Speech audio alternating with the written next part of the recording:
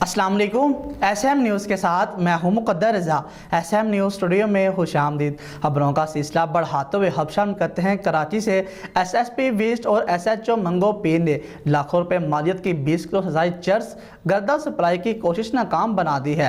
SHO Manghopir और मोहम्मद अमीन खोसो ने खुफिया इतला पर कार्रवाई करके बैनुल सूबाई मंशियात फरोश मुलजिमान गुल नज़ीर और लाल नज़ीर को गिरफ्तार कर लिया है। इसी हवाले से अपडेट करेंगे SM न्यूज़ के ब्यूरो चीफ जुल्फ़कार अली जी। जुल्फ़कार, आगाह कीजिएगा इस हवाले से।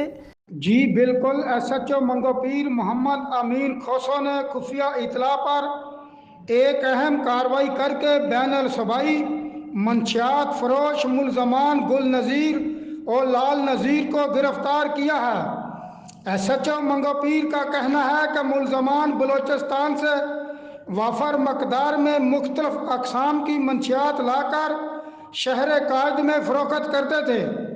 उन्हों का बताना था कि मुलजमान से 20 किलो से ज़्यादा फाइन क्वालिटी की चरस गर्दा बरामद हुआ है। SHO ने बताया कि मुलजमान से मंशियात की सप्लाई और फ़रोख्त के मतलब पूछगिछ जारी है।